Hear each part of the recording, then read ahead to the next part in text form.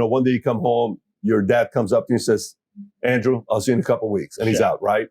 Yeah. In the context of what happens when there's a conflict and we all react in 3 different ways, fight, flight, freeze. Yeah. In that context, your dad is flight. Yeah. He runs off and says, I don't want to deal with it. I'm out of here. I'm going to do my own thing. This is the video that Patrick's talking about for context. He walks in the door. My mom's like, Emery, where you been? It's been 2 months. I don't know where you've been.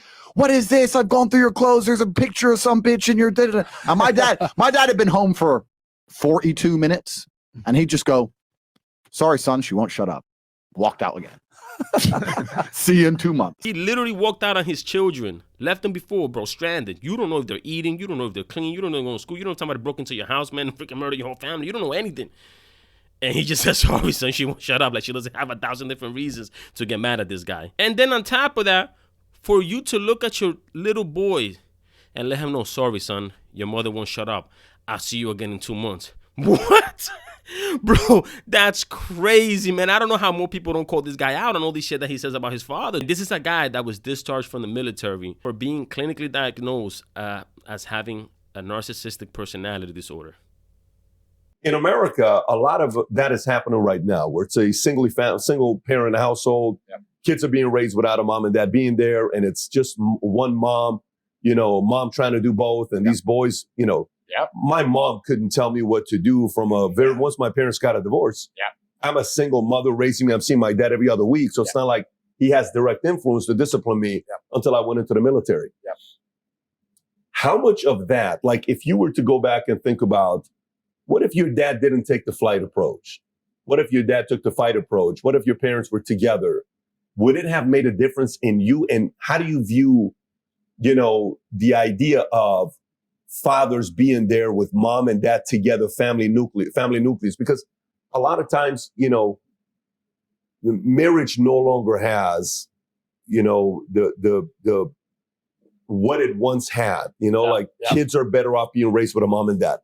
How do you process that yourself? Because you became successful not being in that environment. Correct. So do you see this as well? It depends. There's exceptions to the rule. How do you process it? I think it's a fantastic environment. And I think in an idealistic world, that's the way it would be.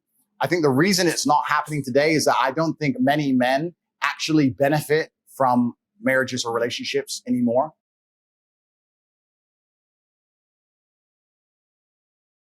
And people are always going to have to require some degree of incentive. I think that we've set up the world now in a way where men are seen as worker droids. That's what men have always been since the beginning of time. That's what we are. We are nothing but a tool used to push the world forward. That's it. That's our purpose in this world, people. To work, to produce, to provide, to protect. Nothing more. All that cute stuff is for the women and the children, man. I'm sorry. It is what it is, but that's the truth. We are nothing but a plow horse. Can't get mad at that, man. No one understands your purpose in this world.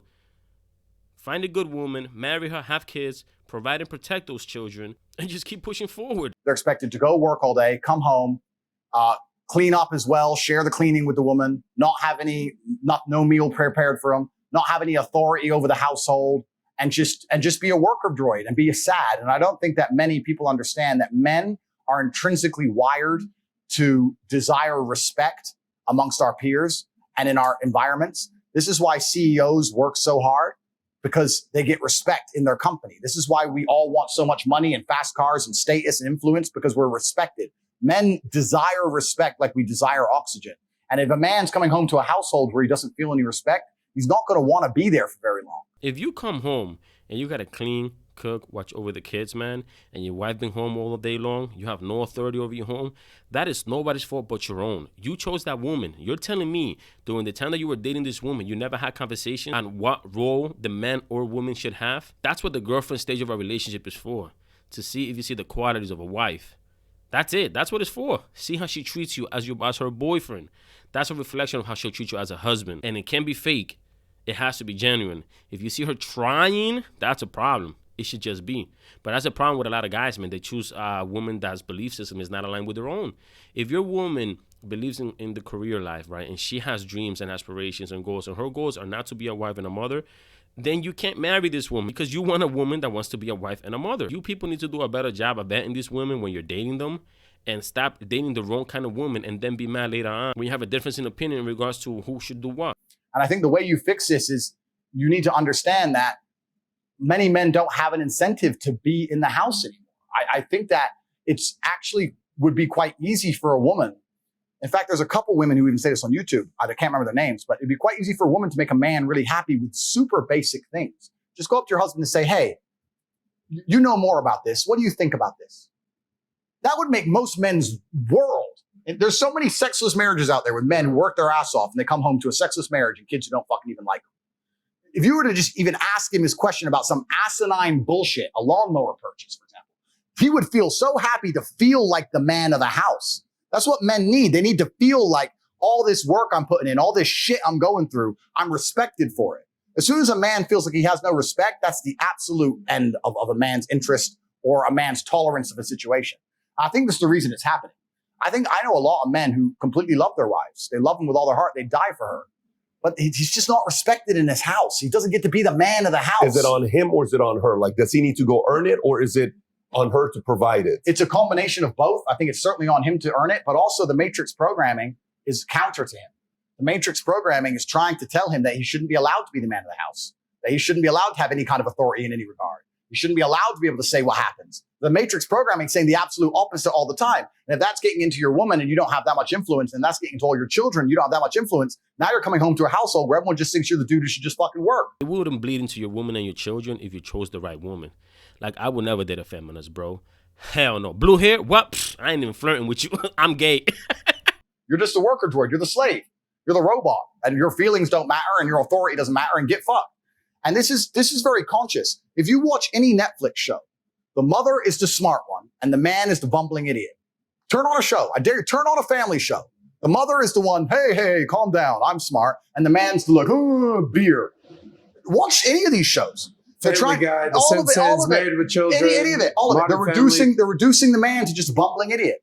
And it's very hard, I think, for a lot of men to accept being in a position of constant disrespect. I'll tell you this now. If I had to choose a long-lasting marriage with a woman who loved me or a woman who truly respected me, I might choose respect over love, even though they're the same thing for a woman because she loves you, she respects you by default. But if I had to choose, I'd choose respect.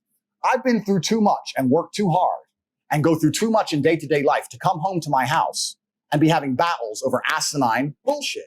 I take care of you and I love you with all of my heart. I would die for you. If someone broke into this house, I would engage the invader and die. Please just cook dinner, please. Like, what do you want from me? What more can I do for you? Like, and once they feel disrespected, this is another thing about the world that a lot of people don't understand.